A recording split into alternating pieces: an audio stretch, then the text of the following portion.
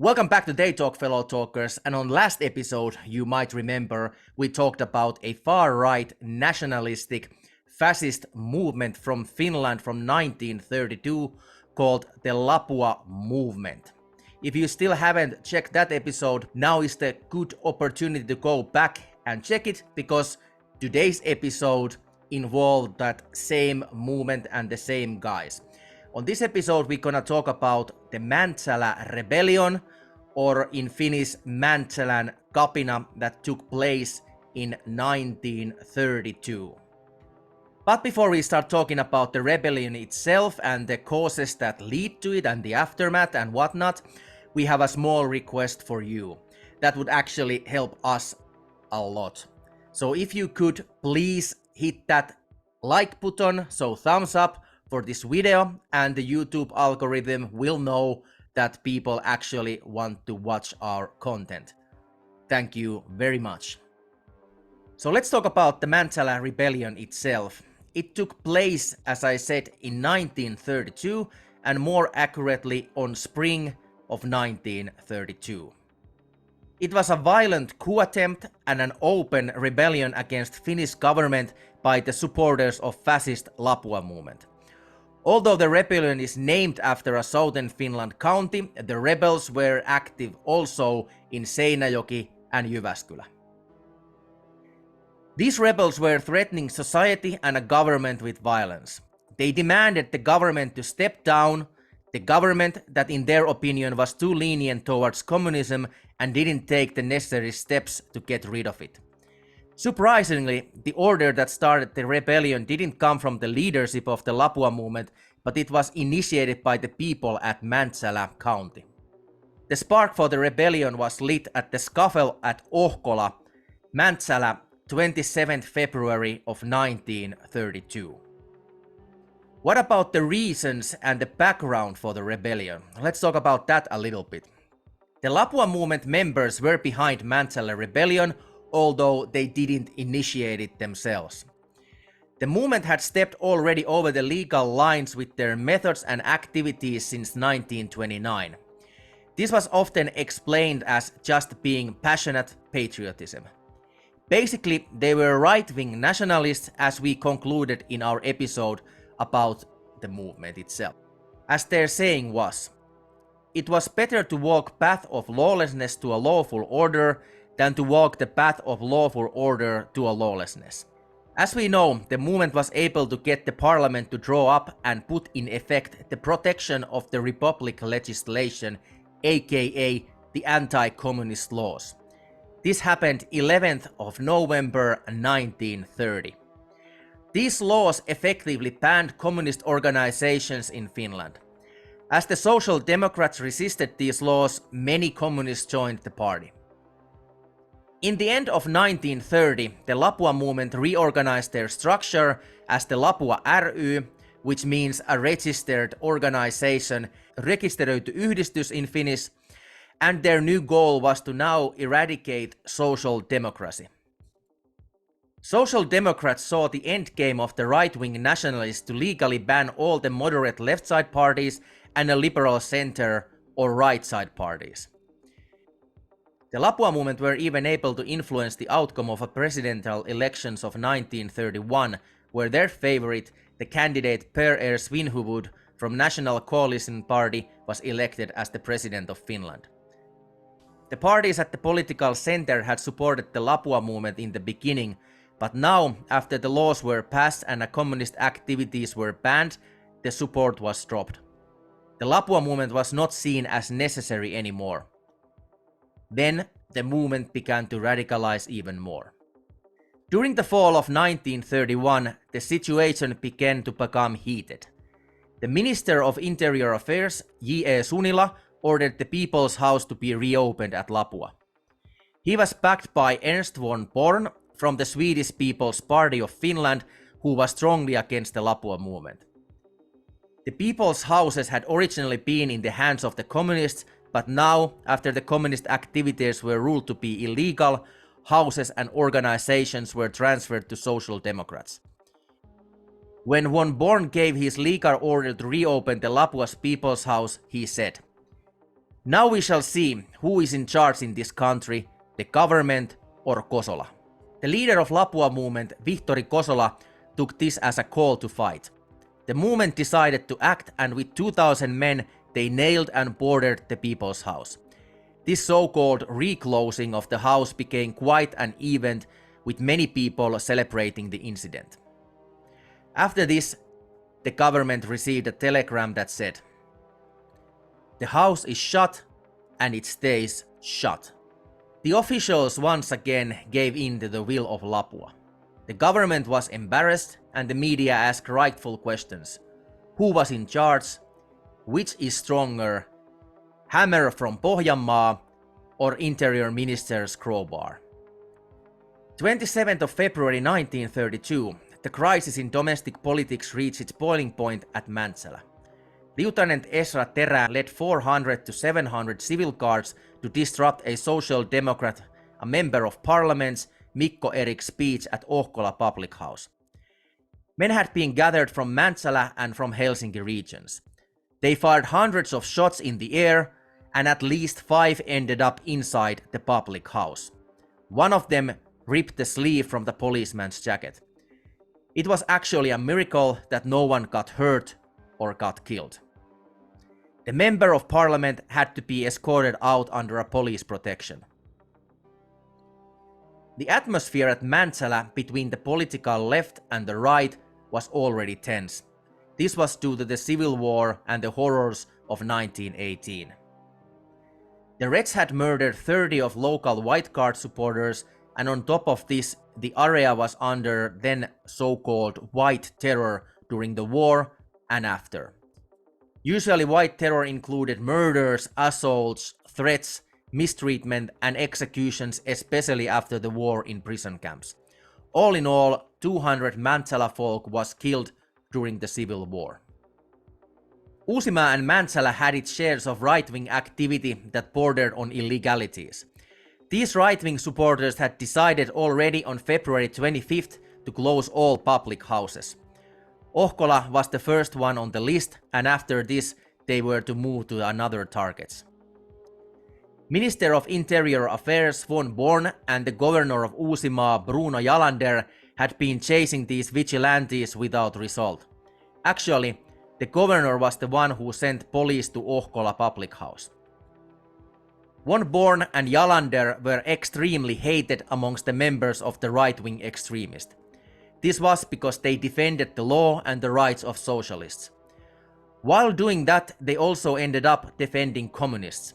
They had encouraged Member of Parliament Erik to give his public speech at Okola, and they had given him an escort of 30 police officers to maintain peace and order. Erik's sins were considered to be the fact that he had changed party from National Coalition Party to Social Democrats. He had also held public speeches on the occasions where statues were revealed and erected in honor of victors of the Civil War. Now when he spoke for socialism and Marxism, he was seen as a turncoat by the right-wing supporters. Jalander and von Born suspected that Erik's speech might escalate the already tense situation at Mäntsälä. On February 24th, 3 days before the speech, members of the Lapua Movement brought firearms and men to Mäntsälä. They spread posters which said that the public speech event was cancelled. The commander of Northern Uusimaa Civil Guards and the Lapua Movement's extremist Paavo Susitaival knew that the Okola event would provoke Mäntsälä folks and asked Civil Guards Command Lauri Malmberg and the President P.S. Vinhuvud to prevent the public speech event from happening. They didn't. In order to prevent the event, Susitaival tried to spread rumors that Minister von Born and the Governor Jalander, along with Freemasons, were involved with the infamous crime case where mutilated body parts were found at Tattarisuo Cemetery. We made an episode about this horrific case that ended up being doings of the witch cult, believe it or not. You should go and check that episode out. Immediately after the Okola event was disrupted, the governor gave an order to arrest all the civil guard members that were involved with the incident. Approximately 400 men gathered around Mäntsälä Civil Guard House and refused to disband or surrender the suspects to the authorities. Lieutenant Vuorimaa, ended up as their leader. At the time, Vuorimaa was hiding at the area for he had been convicted from muilutus, aka kidnappings and battery. February 28 he held a speech and drew up a declaration of revolution that was directed to the President of Finland, P.E. Svinhufvud. The declaration said, "We are patriotic, law-abiding citizens who have not risen against the state but against red Marxism. In this we have bled and fought to the tooth and nail. But let us be clear so even the most simple-minded people would understand that if the elected officials and the state doesn't want to hear our voices, and if they still continue to allow the cursed Marxism, social democracy to agitate and also allow men like Jalander and were born to lead this country to the peril, that is something that we cannot accept. We will not back down, we will not give in, and we will not submit.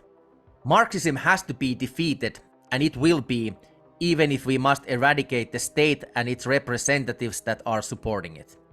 With bleeding hearts and bitter minds, we had to take the path that led to the last night events at Mäntsälä.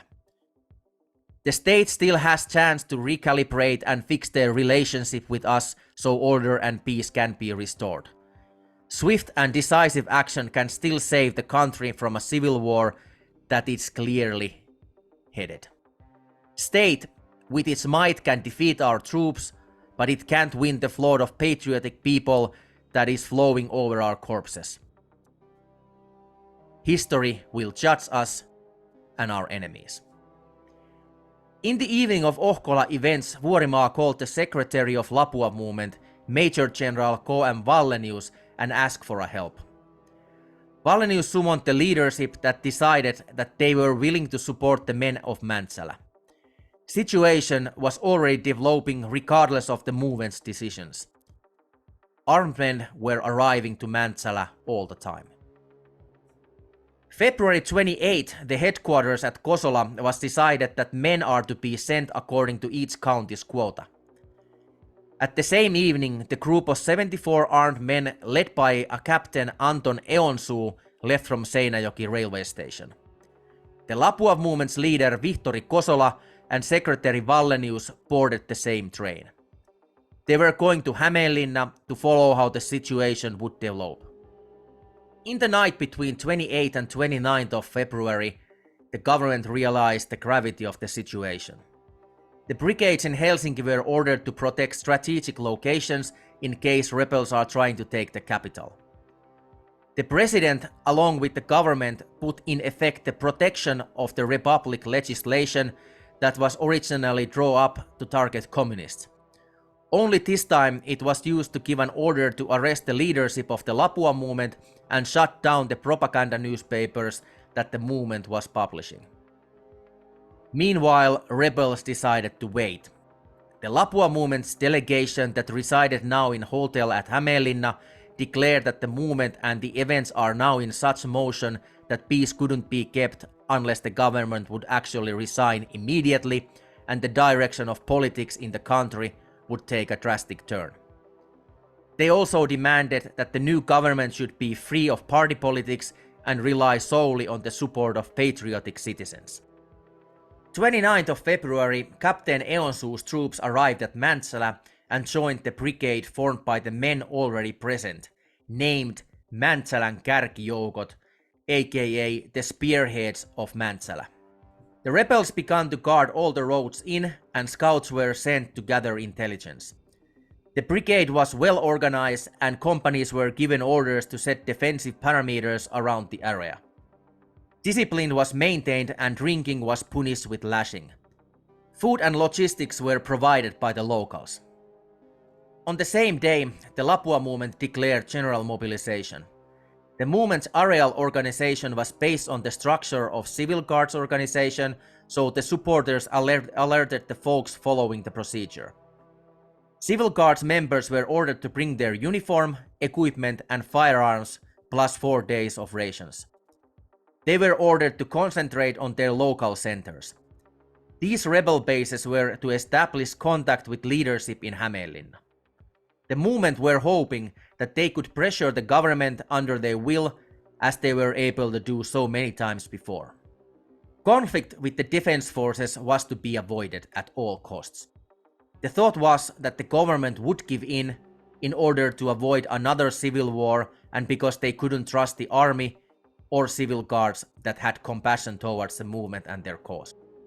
The pressure towards the government was seen to be a more important weapon than the troops occupying Mäntsälä. In the beginning, it looked like the tactics chosen by the rebels were working for them. The government, civil guards, and the defense forces couldn't see eye to eye how the rebellion should be handled. In the end, President Svinhufvud wanted a peaceful but decisive resolution to the situation without resignation of the government. In the early hours, 1st of March, the government tried to capture and arrest leadership of the Lapua Movement. This failed due to the warning that Okola and the delegation got beforehand. The disappointment amongst them was hard. Now, the former supporter of the movement, President Svinhufvud, stood against them. As a protest against the arrest attempt, a representative of National Coalition Party, K.E. Kilpeläinen, Kyösti Järvinen, and Niilo Solja resigned from the government. The National Coalition Party's parliamentary group voiced their support for the rebellion. The government was in trouble. The Lapua movement's leadership moved to Riihimäki. The city had a field artillery regiment whose commander, Colonel Jarl Lundqvist, later the commander of Finnish Air Force, gave an impression that his troops could be used by the rebels. At the same time, around 300 civil guard members arrived at Riihimäki according to the movement's instructions. Thousands of civil guard members from southern Pohjanmaa wanted to go to Mäntsälä, but their commander, Lieutenant Colonel Matti Laurila, forbade such course of action to take place. After this, Laurila traveled to Helsinki to receive instructions. Laurila was a devout supporter of democracy and a lawful order in society. On the following morning, 2nd of March, 300 rebels took over South Pohjanmaa's civil guard house. They used the opportunity that appeared due to Laurila's absence. This new rebel headquarters required a new command, so the command of the rebels was given to Jaeger Captain Ville Kosola, the brother of Vihtori Kosola. When Laurila realized what had happened, he tried to intervene by sending telegrams where he forbade any alarms to be raised for the civil guard. His guard was now under the control of rebels who didn't follow his orders. In the evening, members of the civil guard occupied Seinäjoki train station and began to gather trains to send troops to Mäntsälä. Situation was clearly becoming extremely dangerous. Thousands of alarmed troops were on the move in Pohjanmaa, southern Häme, Satakunta, and in Mäntsälä. The president ordered the new crisis headquarters to be established at once. The members of staff included the acting governor of Uusimaa, Major General Hugo Österman, Chief of the General Staff Lennart Ös, Defense Minister Lahdensuo, and the Commander of Defense Forces Arne Sihvo. The staff couldn't agree how to deal with the rebels. Sihvo demanded that the rebellion needed to be crushed decisively. There were worrying reports that if the army was to be ordered to face the rebels, there would be a number of lieutenant colonels who wouldn't follow such orders. Commander Sihvo replied that there was always at least 300 majors that were waiting for lieutenant colonels to mess up to take their positions. The commander of the civil guards, Lauri Malmberg, and his staff were afraid that the war would break between the guards and the army. They asked for their resignation that the president refused to accept. Svinhufvud came to the conclusion that he had to address the rebels himself. The speech that he gave had been written by Attorney General T.M. Kivimäki in half an hour. This famous speech got the rebels to second-guess the validity of their actions. It also prevented Laurila's, now commanded by Ville Kosola's, civil guards from southern Pohjanmaa to actually move to Mäntsälä. The president spoke. As the supreme commander of the army and civil guards, I have taken today a personal responsibility to restore order to this country. I want personally to turn to the civil guard members and to the others who have taken the path of armed rebellion and order you, as the announcement that I signed yesterday also said, to return home as law-abiding citizens. Throughout my life, I have fought for justice and cannot allow now that the law gets trampled and citizens are led to war against one another. Civil guards will face irreparable damage if its members forget their vows and rise fight against the lawful order that they swore to defend with their lives. Now that I have taken personal responsibility to restore peace and order to this country, is every conspiracy against the government also conspiracy against I, who have personally marched with the civil guards to maintain order in society.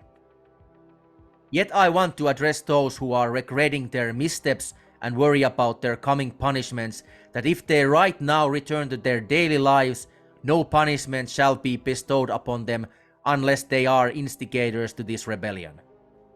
Peace must be restored at once, and we must fix the defects in our society with legal means. Over 200,000 people were listening to this speech from Yle through their radios, and the speech was published in the following day's newspapers. The Lapua supporters were interested in the president's promise to remove defects from the society, although people weren't exactly sure what that promise meant. Many interpreted it to be some kind of an action to fortify capitalistic democracy and diminish the power of leftist politics. In practice, he was taught to admit that the Lapua Movement was right and their demands of fixing society were correct. Of course, we can't ignore the fact that the president said that the rebels are also in rebellion against him, not just the government. Amongst the movement and its supporters were deeply rooted respect to the president's Svinhufvud, and they didn't want to fight against the president that they helped to achieve power.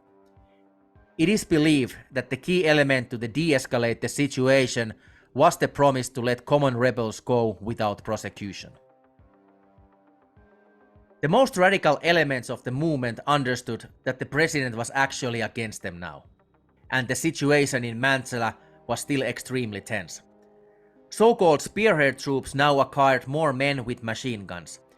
Even the Northern Uusimaa Civil Guard commander Paavo Susitaival joined the rebels. Orders were given to take Lahti's radio stations, but they weren't followed through. On Thursday morning, 3rd of March, Lieutenant Colonel Laurila returned from Helsinki and took back the control of his civil guard. Soon he noticed that the rebels were confused and dissatisfied that the troops hadn't gathered around despite the messages and orders they had sent. This was because Laurila had been successful in sabotaging the orders sent by the rebels. The rebels also knew that the defense forces were preparing to close down the railroad from Seinäjoki to southern Finland. Meanwhile in Jyväskylä, the rebels were in control of phone and telegram traffic. Railway stations, civil guard houses and other strategically important locations were taken by the rebellion. They also distributed the printing of newspaper Keskisuomalainen and Työnvoima. The National Coalition Party's newspaper Sisä-Suomi published a rebellion announcement that was titled "For White Finland's People." Within this case, that meant the right-wing people, not the white skin color. The announcement said, "After serious consideration, we have decided that despite the orders from our respected president, we are to stay on the path that we have chosen and see our fight for our beloved fatherland to the very end. Our only enemy is Marxism and the government that is supporting it. The government that in true Marxist manner is adamant to stay in power even when there is a threat that blood of our brothers might have to be bled." On Friday, 4th of March, the delegation from Mäntsälä spearhead troops came to Helsinki under a white banner. They visited the president, who only pointed to his speech. The Lapua Movement's delegation was still demanding the resignation of the government and suggested that Rudolf Walden should be the new prime minister. Soon after this, the defense forces began to siege Mäntsälä. Another blow for rebels' morale came when well-respected Lapua Movement's leader, Kustaa Latvala, shot himself as a protest to the failed movement. In his last words he said, "The Lapua Movement couldn't plan anything else properly than the destruction of communist printing offices." In his suicide note, he asked Laurila to plead the president to grant pardons to the rebels, for he saw that they weren't criminals. After the negotiations with the president's envoy, Lieutenant Colonel Elia Rihtiniemi, the worn-out and tired leaders of the movement decided to end the rebellion. The leadership of the Lapua Movement had arrived in Mäntsälä using various methods. The decision didn't sit well with the rebels, and some announced that they would rather die in a battle around the church of Mäntsälä than give in and surrender. Atmosphere started to get even more tense as the rebels started to agitate one another. Situation cooled down after Secretary Valenius stepped in front of the men and led them to sing old White Army hymns. On Saturday, 5th of March, the rebels at Jyväskylä left home. This was due to the defense forces' action of besieging the city that convinced the rebels to give in. The phone and telegram communications were once again possible to and from the city. Late in the Saturday evening, a military vehicle arrived at Mäntsälä that had 2 radio stations with them. Susi Taival told the men that the rebellion is over and men should go back where they came from. He also advised the men not to talk about their trip to Mäntsälä. The last entry to Mäntsälä Rebellion Journal was 5th of March 1932, the end. President Svinhufvud kept his promise but said that the leadership needs to be answering for the rebellion. The courts ruled the Lapua Movement to be officially disbanded on 28th of May 1932. As you might remember, the laws that made this possible had been used already on 29th of February in the beginning of the rebellion. The Courts of Appeal of Turku ruled that 102 prosecuted for rebellion, 52 was convicted to a prison sentence, 32 on the parole, 20 got pardoned, and 24 people's charges were dismissed. The sentences were given on the 21st of November 1932. Vuorimaa was sentenced for 2 years and 2 months as the main agitator and instigator of Mäntsälä rebellion. Vihtori Kosola and K.M. Wallenius were sentenced for 9 months of prison, but their sentences were changed to a parole. When Vihtori Kosola returned from prison to his home at Lapua in the end of October 1932, locals were rejoicing. Actually, his homecoming turned into sort of a festival. Train station was filled with 2,000 people who were singing and welcoming Kosola. Finally, on the 22nd of February 1934, the Supreme Court ruled against Vihtori Kosola and K.M. Wallenius, sentencing them both for 1 year of prison. 30 other rebellion leaders' sentence varied. If the president would have given in to the demands of the rebels, where would it have led? Creation of a fascist Finland, perhaps? It is speculated that Svinhufvud couldn't give in to the rebels' demands for the reason that the government's resignation might have led to a parliamentary elections. There, people would have voted for the leftist parties. So Svinhufvud believed that in the case that the rebellion would have been successful, it would have led to the consolidation of leftist politics in Finland. Although he was very understanding of Lapua Movement's previous, even violent methods, the rebellion against state was just too much for the president that was at the end of the day for a lawful order and peace. What do you think would have happened? Leave your comments under the video in the comment section. This has been They Talk.